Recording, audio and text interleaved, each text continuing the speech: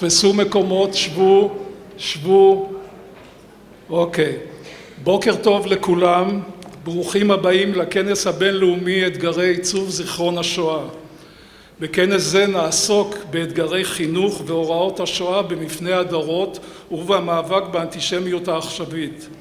הכנס מאורגן על ידי מרכז הארגונים של ניצולי השואה בישראל, יחד עם יד ושם ובשיתוף ועידת התביעות והקונגרס היהודי העולמי ובתמיכת המשרד לשוויון חברתי. אני מבקש לברך את באי הכנס מהארץ ומחו"ל, שגרירים, חוקרים, יושבי ראש ארגוני ניצולי השואה בישראל, שורדי השואה, מכובדיי כולם. אני אגיד רק איזה שני משפטים באנגלית. We are thankful and honored for the participation of the people from abroad and from the ambassadors and representatives of the embassies. It's very important to us, your participating with us today on this subject, especially in the trying times in Israel. It is not only that we have here people that are interested in the Shoah, interested in the memory, we have here people that experience the Shoah, that are Holocaust survivors, and I think maybe we should give them applause.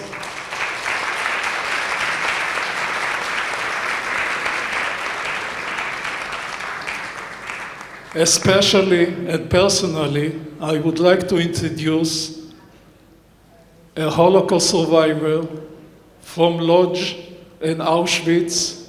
He is young, almost 101 years old. Dan Hadani, please.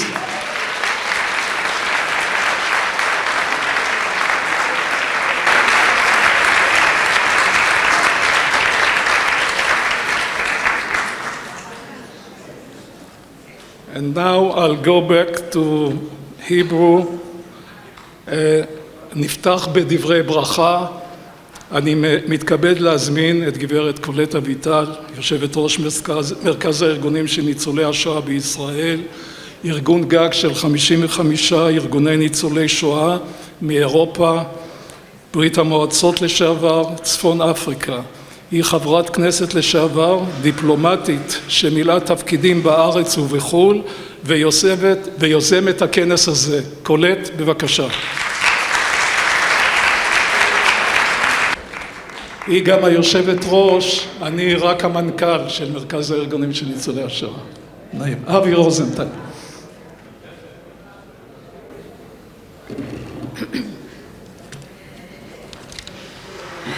Good morning to all of you, excellencies, ניצולי שואה, חברים. You don't know how happy you've made me that you're here. 80 years ago, as Europe emerged out of its ashes, the few survivors of the ordeal thought that it was over, that the world had learned, that they could rebuild their lives, that now we were on the verge of a brave new world.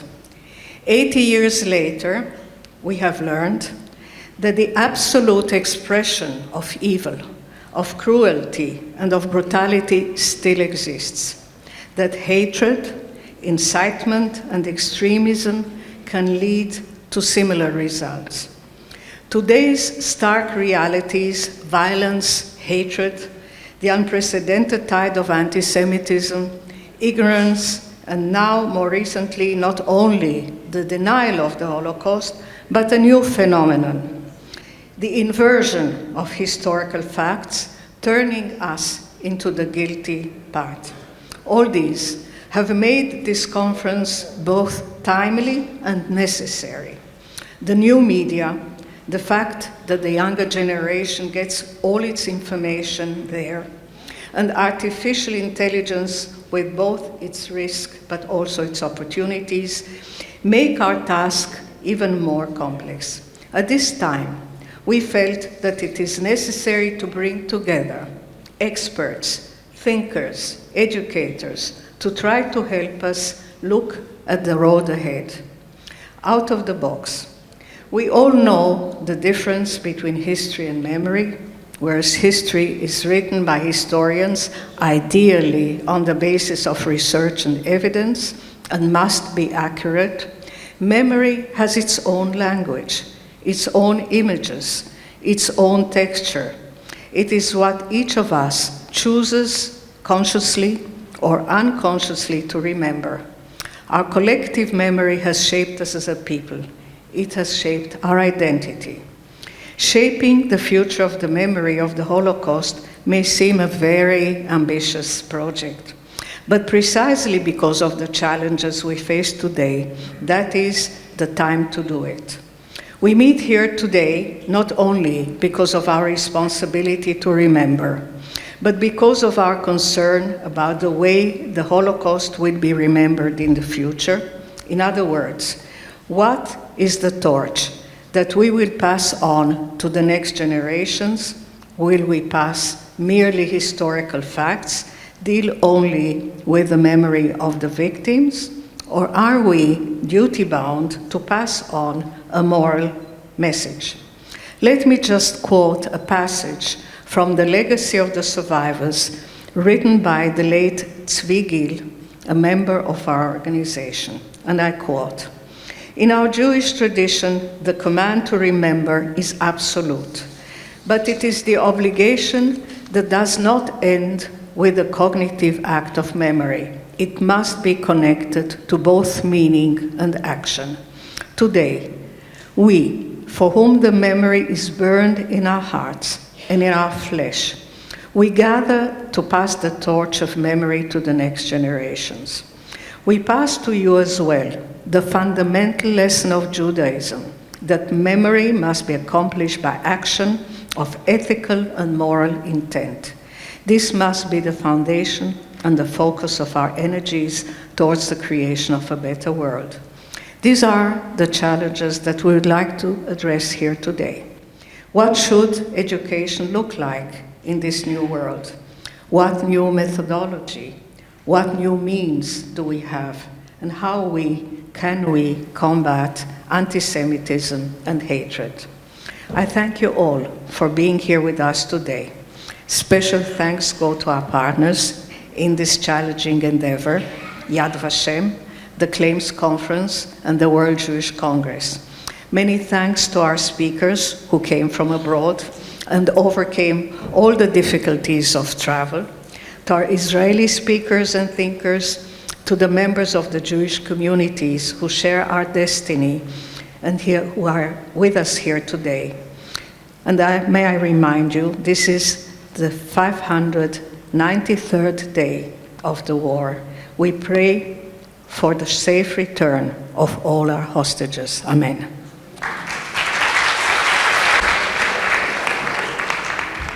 תודה, תודה קולט. אני מתכבד להזמין את מר דני דיין, יושב ראש יד ושם, שבתפקידו הקודם היה הקונסול הכללי של ישראל בניו יורק, ולפני כן כיהן כיושב ראש מועצת יש"ע. בבקשה, דני.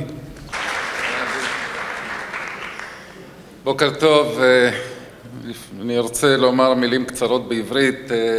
אנחנו רואים פה את הלוגו של מספר ארגונים ששותפים לארגון של הכנס הזה, את מרכז הארגונים, את יד ושם, את ה-World Jewish Congress, את ה-Claims Conference, אבל אם היינו רוצים להיות נאמנים לאמת, מהדינמו והרוח החיה מאחורי הכנס הזה, היינו צריכים לשים פה תמונה גדולה של חברתי ועמיתתי קולט אביטל.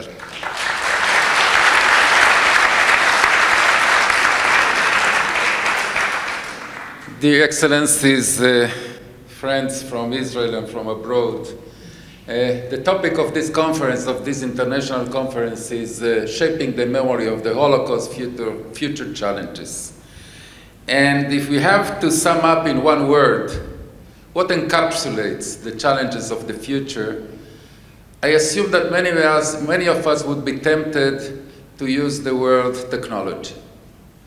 That the future of Holocaust remembrance, Holocaust education, Holocaust engagement, Holocaust literacy lies with technology. that in one word I suspect that if I will give you two words in order to do that, you will say artificial intelligence. I want to disagree with those that believe that the future lies with technology or with artificial intelligence. Those are important tools, but are not the essence.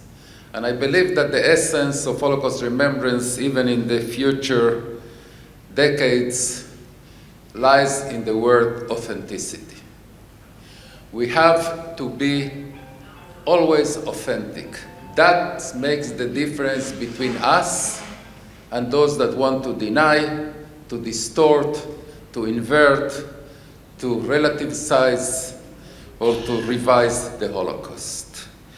And unfortunately, as was already noted, at some point, I hope it will take many, many years, but at some points, inevitably, that nature will do its work. And that formative experience that we all had in Holocaust engagement, which was sitting in front of a survivor and listening to his or her account of the horrors that he or she went through, that formative experience in classrooms, in workplaces, in universities, in living rooms, we will not be able to do it anymore. I am asked very frequently what will be the substitute for that experience. And my answer is that there is no real substitute. Because listening to the account of a survivor a few meters from you in the same room is like being in a bridge which one end of that bridge is in front of you. You are looking at his or her eyes, and the other end of the bridge is in Auschwitz.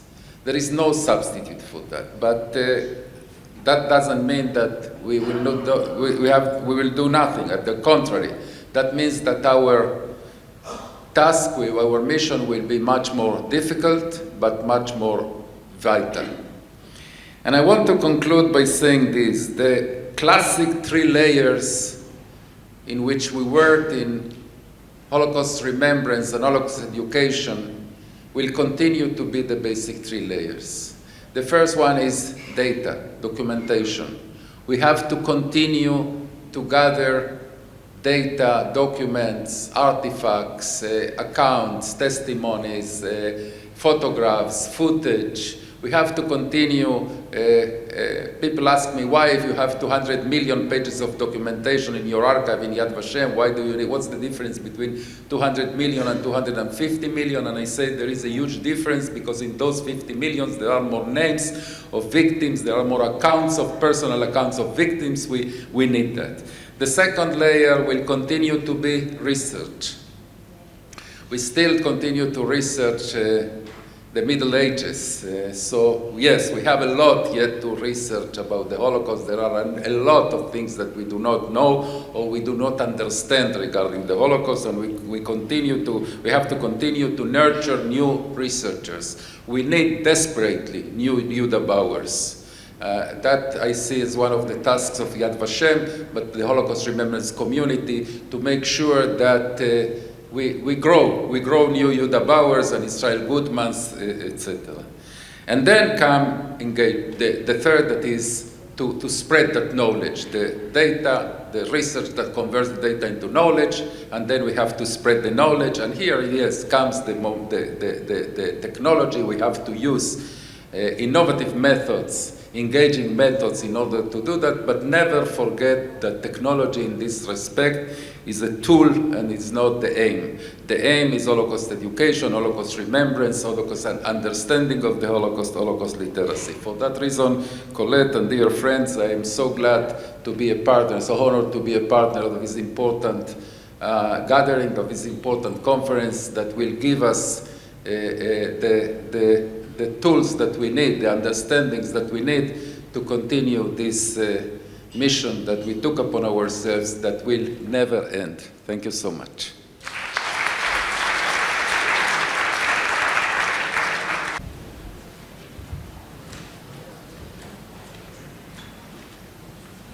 תודה רבה לדני דיין. אני מתכבד להזמין את מר גדעון טיילור, נשיא ועידת התביעות, Claims Conference Against Germany from New York, נשיא ארגון יהודי עולמי להשבת רכוש איל"ר או WJRO, אשר מילא בעבר שורה של תפקידים בארגונים יהודיים בארצות הברית, וכמובן עובד איתנו בשיתוף פעולה מלא בסיוע וטיפול בניצולי שואה וגם בזיכרון, בממורי ובקוממוריישן. תודה רבה גדעון, בבקשה. It is a profound honor to be with you today. I want to pay tribute to Colette Avital. Colette, who is unique among us to bring together those of us in this room, the organizations. We're proud to be partners with Colette, to be involved, to be engaged, and for me to be able to call her a friend. So thank you, Colette, for all you've done. And our partnership with the Center for Organizations, with Yad Vashem, World Jewish Congress, the Claims Conference, ILAR, we are proud of these great organizations that we have an opportunity to work with. We are at a unique moment in time.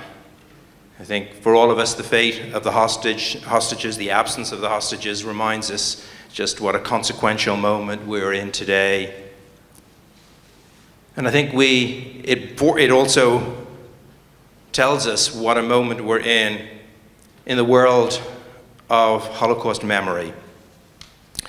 I also want to acknowledge here today colleagues Ziona Koenig and Lee Buckman from the Claims Conference and Nathaniel Disson of WJRO. In this room here are many of you who have devoted careers and lives and engaged with Holocaust memory. For us at the Claims Conference, we have much work to do. Our work with Holocaust survivors and caring for Holocaust survivors will continue to be our priority. And also for the future, our goal of ensuring that the memory of the victims and the lessons of the Shoah will not be forgotten. The recent studies by the Claims Conference on Holocaust knowledge and awareness paint a disturbing, a worrying picture of the state of Holocaust knowledge in the United States, in Europe, and across the world. We found in those surveys that large parts of the population do not know that 6 million Jews were killed in the Holocaust. Which leads to the question, is lack of Holocaust knowledge important? Is it just a function of a world where memories are fading and where historical facts have become less and less important? For me, one of the most disturbing findings in those surveys was that half of young Americans could not name one single concentration camp. Auschwitz or Treblinka, these are names that are not just historical facts to remember. These are names that are symbols. And if we as a society do not have common symbols that we understand, common truths that we all acknowledged, how do we build a common future? Equally disturbing is the fact that the survey shows that for many people, the fact that 6 million Jews were killed is no longer an incontrovertible fact. If we do not have solid bases of truth from where we all start, how can we learn from the past and move forward together? Ultimately, I believe that our goal for Holocaust education must be about three things. It's about anchoring basic truths. It's about forcing critical thinking, not just knowing what, but thinking about how and why. And thirdly, it's about connecting with people and making that history relevant. And since October 7th, as Colette mentioned, we've seen this emergence of Holocaust inversion. In some ways, it's the latest frontier in the ever-continuing struggle to preserve both the truth and the uniqueness of the Shoah.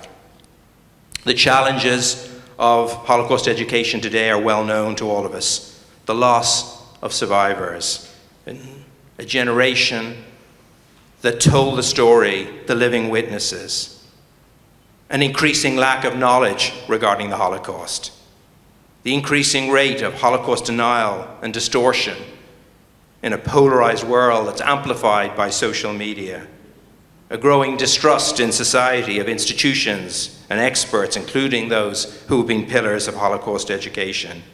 Coming together all at the same time, we're faced with a perfect storm.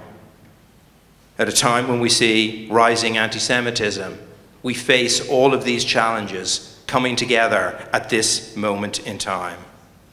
So if anti-Semitism is rising, if knowledge is less, there's less and less knowledge, has all our past work on Holocaust education failed? I think that Holocaust education cannot be the sole antidote to anti-Semitism and hate in our society. Anti-Semitism has been with us for 2,000 years, and it needs to be fought with political advocacy, with law enforcement, with engagement with other communities, and yes, also with education. Holocaust education can give context and perspective. It can tell us how the Shoah started, and it can show us where unchecked hate can ultimately lead. It can teach us what anti-Semitism is and how it functions, its uniqueness, its durability, and its consequences. It can strengthen critical thinking and can help people understand their own roles and responsibilities in today's world. It can encourage people to take up the fight against anti-Semitism. So do we double down on core Holocaust education programs, museums, teacher training, exhibitions, educational materials? Or do we look, as Danny also talked about, emerging new and different approaches? And I think the answer is both. We need to find a way to connect with a generation that is further and further in time from the Shoah, and which we have, as we have seen, have less and less knowledge. We need to teach the Shoah in a way that is relevant for a younger generation and connects to the way that they think. And yet at the same time, we must preserve the uniqueness of the Shoah and ensure that it is not treated as one more chapter of history.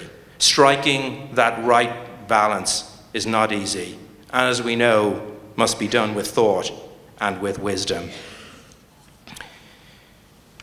In some ways, I think the inspiration for us all we can see in this room amongst the Holocaust survivors, because you are the ones who can show us and can teach us, who show us resilience, who tell your story and inspire us.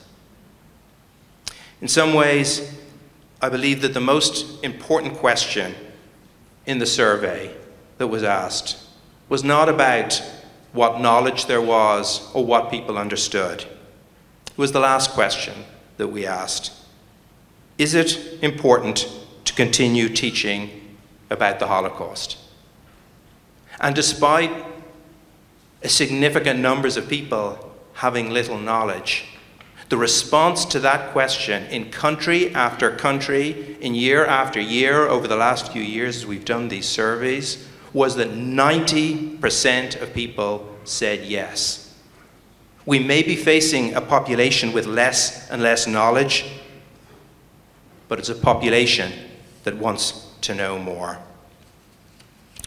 In 10 or 20 years' time, we will look back, I believe, at this moment as an inflection point, the moment in history with fewer and fewer survivors and a younger generation further and further from the Shoah. I hope and believe that we will look back and say that we, as a society, collectively, succeeded in keeping alive the memory of those who were killed, in honoring those who survived, and in teaching the lessons for generations still to come. Thank you.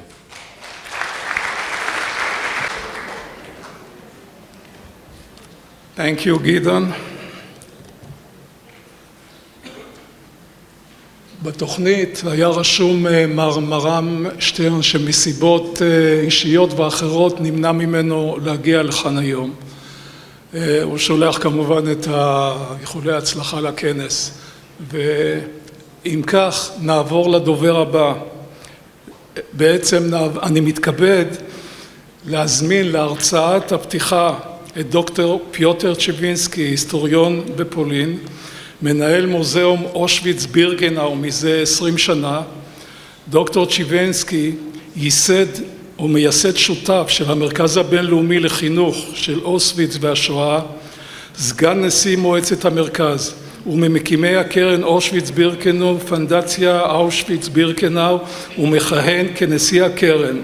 דוקטור צ'יבינסקי משתתף פעיל בפעילות של דיאלוג פולני יהודי ונוצרי יהודי, והוא הגיע אתמול בלילה מאירופה למרות הכל להנה בגלל הקומיטמנט שלו, בגלל המחויבות שלו להופיע בכנס ולהשמיע את דבריו ולהשתתף איתנו.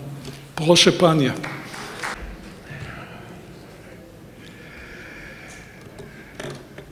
Dear survivors, first of all, Excellencies, ladies and gentlemen, dear friends, it's good to see so many friends here. First of all, excuse me, I'm unable to deliver my speech in Hebrew, unfortunately, so I will speak in English. And I would like first to thank Coletta Vidal to propose me to be here with you and to share some ideas for this important, very important, crucial maybe issue of the future of the memory. And especially now in a world that is changing very, very quickly. I think too quickly sometimes, in order to be able to really realize what will be the place of the memory, I think in 10 years or in 15 years. Danny Dayan spoke about those evolutions of the technologies, these accelerations, the growing changes. It's not only some cultural changes, it is really some changes of civilization. And we even don't know what will be in 5 or 10 years. Like we would never know where we'll be as we are here together, let's say 5 years ago or 10 years ago. The world security systems is collapsed completely. The war in Ukraine is dividing two nations who were the main liberators of Auschwitz in a perspective of a so-called denazification. The war against Hamas created a new situation, not only in the Middle East, but also a new image, let's say, of Israel and the Jewish people that we still do not find any good answer how to deal with it in the world. We saw that in the US universities, for example, but also in the whole Europe. I said US. The collapse of the credibility of the United States with this proposal of some cheap opportunism, like a rule for the international relations, is something that we still do not know how to deal with it. And we are facing new generations, people that has a grandfather born after the war, and the limit between the grandfather and the great-grandfather is something from the emotional point of view extremely important. What happened to my grandfather happened in a sense to me. Before, it's a little bit of history. And the anti-Semitism is growing, of course, and now the question is maybe how to not let him grow, even not how to combat it. The situation is really, really crucial, but it's not only the anti-Semitism that we are facing in the world. The xenophobia and this populism is a common, I think, danger to all ethical or intellectual way to reflect or us as a human community together. We are at the end, really at the end of the post-war era for all those reasons that I mentioned. So we have certainly a very good moment to ask ourselves, what is the future of the memory? Because our memory was growing in some completely different situation. For me, it was, I don't know, in the 80s or in the 90s. It was a completely different world. I will speak from my perspective. Yes, I did Auschwitz Memorial for nearly 19 years, and I have the possibility to discuss some of those issues with nearly the entire world. So I will not give you a strictly Jewish perspective or Israeli perspective. It's not my role. I assume that Colette did not invite me for such a proposal. But I think that this issue of the memory is even more important in the non-Jewish world, especially the memory of the Shoah. And I would like here to propose at least 6 questions, hoping that it will help the reflections of this conference. And I will start with a few remarks on the memory. Memory is not really the historical knowledge. Colette underlined it already, but many, many times when I hear people speaking about the memory, I have the impression that this misunderstanding between memory and historical knowledge is very, very present in those words. Let's say the historical knowledge don't give you a trauma. The memory can. Oh yes. The historical knowledge, you can learn it 100%. The memory is something that you have to deal with it in a completely different way. And if I had to propose a notion that for me is the most close of the notion of memory, it is an experience. It can be the experience of my own life or an adopted experience from some other generations even. But we still learn the Shoah in a strictly historical perspective. I understand it, of course. The majority of those programs started in the 80s, in the 90s, when the denying language was most, let's say, dangerous at that time. But the historical perspective is certainly not learning the memory. Look at this. We are teaching in the majority of countries where the lessons on the Shoah appears in the lessons in the curriculum of history. We are teaching this only in history, and why not in some others? I don't know, social sciences, civic education, politology, philosophy, religions or ethics, mass media lessons. All those topics are certainly more linked to the real choices of young people than the history. And this is the first question. Why does the Shoah not appear in those elements of teaching, in those curricula in our schools? Only in history. I do not attack the presence in the history, to be sure. It's a great victory after so many decades, but it's certainly not enough to help people to remember and not only to know. The second reflection is that memory is always polyphonic.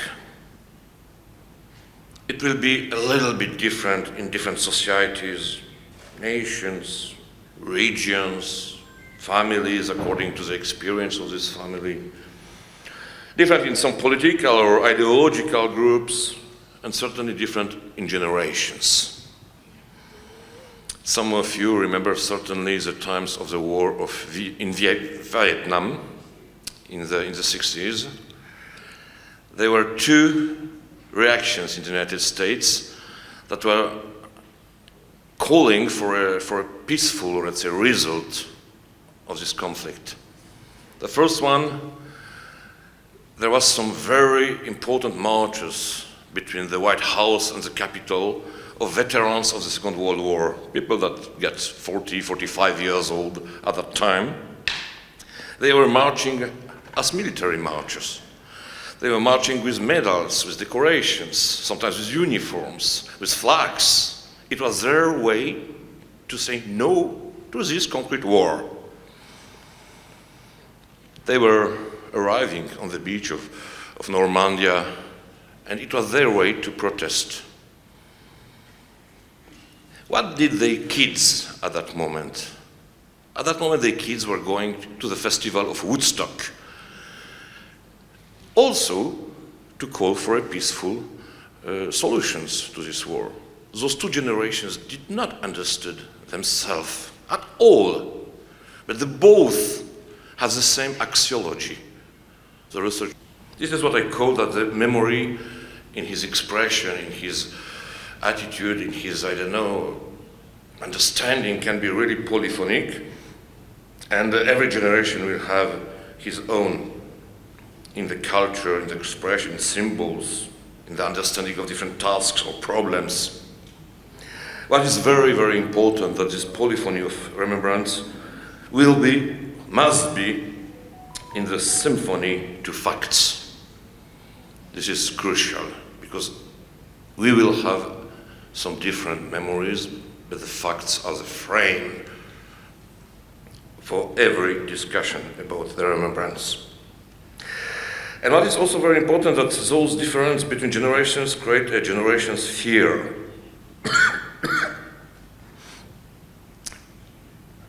We ask us now, what would remember the next generations? It's a crucial question, yes. Now, still the last survivors are with us, but we don't know what it will be in 5 or 10 years. But this generational fear is something also a reproach of the memory. If you look to the memorials created in the former camps in Europe, the clear majority of them were created in the 60s. Why? Because people in the 60s were thinking, wow, that's a new generation who is starting to be adult and they do not remember the war. So we have to organize something to show them how it was, what it was, how to deal with it, what are the dangers, what are the tasks, And really, I think 80% of the biggest memorials in the camps were created in the 60s, in the late 60s even. But what is also interesting is that the memorials were created, the majority of memorials were created by some non-governmental organizations. At the beginning it was some associations of survivors, sometimes some local associations or foundations, some activists. Slow by slow, after sometimes some local authorities, the Ministry of Education arrived in general 20 years after, with programs, with visits, with an inclusive politics to this memory present on the ground of memorials. And something very, very important, I think this non-governmental part in the reflections about the memory is something that is in the DNA of each memorial that I know in Europe. And this is a second question. Are we ready to accept it? That we will certainly not resolve the problem of the remembrance at any governmental level. It's something that must be discussed in the deep of the society. The third issue that I would like to share with you is the expression of the memory. Look how we are speaking about the memory to the young generations. You know, those people that are 15, 16, 17 years old. They affirm their own, let's say, capacities, their own responsibilities, their own personality, that parents don't know anything. It's the first moment that they want to be proud of themselves, they want to decide about themselves. We are speaking to them about the duty of memory, about the work of memory, about the obligation of memory, a transmission of memory. I don't think that a teenager will be really excited by a proposal that is expressed in terms of duty, work, obligation, need, you know. I really think that we have to find some new perspective to share the memory, especially with young people. The transmission of the memory, for example, a concept very present at first in France, I think, but after in so many other countries. It's a little bit a false positivist perspective, you know, to have a packet that calls memory and to transmit it to the next generations. It will never function like this. We have to sow, to support the growth, the flowering, the fruiting of the memory in the next generations. But trust me, they will have their own memory, and they have the right to have their own memory. So, why, and this is my third question, why don't we speak about memory in some positive category? Memory is something that can help you, that can support you. It can be even an enrichment, you know, an extension of understanding. It can make you more wise. It has a character of anticipatory character. Yes, all that's what we call experience. I think it will be very important to find some new expression of the really need of memory, of the help of the memory. It's like for our commemorations. It's a very strange expression. I was looking on so many commemorations in so many countries in the last, 25 or more years. Our commemorations, our ceremonies, have some very heavy military origins, and I'm not sure that flags, speeches, rows, hierarchies is the best way to encourage the young generations to feel the power of the memory. Are we sure, the fourth question, that our way to involve the young generations in the ceremonies are the most attractive one, the most approach to some understanding, or only we want them to pay homage? I'm really not sure that we still found the good way. Memory is something that is not only turned to the past. Of course, the past is fundamental for the memory, but memory is like a key that helps us to understand the present, including our own role in this present, our own position, our own capacities, and in the light of those capacities to think and to act for the future. This is a real memory. Understand where we are now and thinking where would be possible for all of us to be tomorrow. Yeah, memory as a key is a principle that is, I think, extremely important. And now in this world, in evolution, in this so quick changes, I really have the impression that there is an enormous back of a need of remembrance. Since the war in Ukraine, since the Hamas attack, since what's going on with our democracies, there are more and more people, journalists, politicians, educators who are coming to me and ask me, yes, but how we can work in a different way with the remembrance, because we need it. it didn't appear 10 years ago so many times. Times are uncertain, unpredictable, and I think in this remembrance that we do not know what will be his face in 10 years or in 15 years. We will not know which risks, which tasks will be the real entourage of this remembrance. We have to recreate a fundamental liaison between the memory and the fundamental values. It's not very clear if you stay only at the perspective of the lessons of history. Really not. The Shoah, for example, is a memory of the anti-Semitism, of course, of racial theories, the completely collapse, even not of the human rights, of the idea of what a human is really.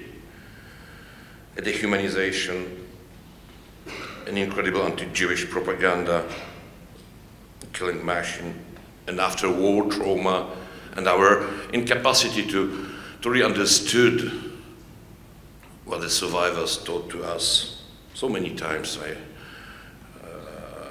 I thought discussions. And the fifth question is, are we really ready to link the memory with our fundamental values, with our humanity? I think when we see those changes and when we do not know what will be in the future, we have to coming back to those things that are fundamental, that cannot change, that will bring our memory to a level of referring point. A really referring point to understand today's tasks. Of course, it's very difficult to speak clear about the memory if in our times we are not observing those values. It can damage also the expression of the memory. But I think that the Shoah as a referring point to the entire understanding of the history is still extremely valuable and important. Because the times after, even if I say that we are not anymore in the post-war era, still the question will be in the future if it will be one of so many historical facts of if it will stay or become a referring point to our identity. And I think that we will win with our struggle for the memory when this fundamental element of the world history will become part of the identity. It may be very clear here in Israel, but trust me, certainly not in many other countries of the world. And in this perspective, the goal of a visit in Auschwitz, what it is and what it should be.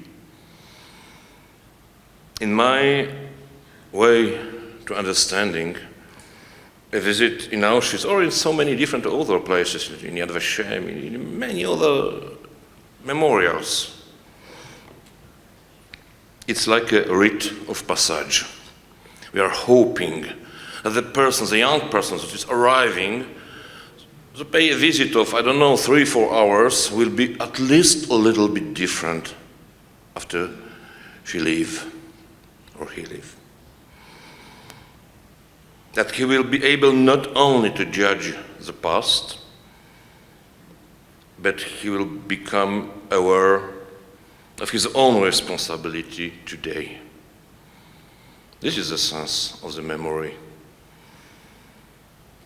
And sometimes this remembrance can appear not in the next 2-3 weeks or 2 months. Sometimes there are people who are coming to me and say, yes, I was visiting 15 years ago, but now I realize that how important it was, because when I see all what's going on in the world, yes, I remember that visit even better now than it was 10 years ago.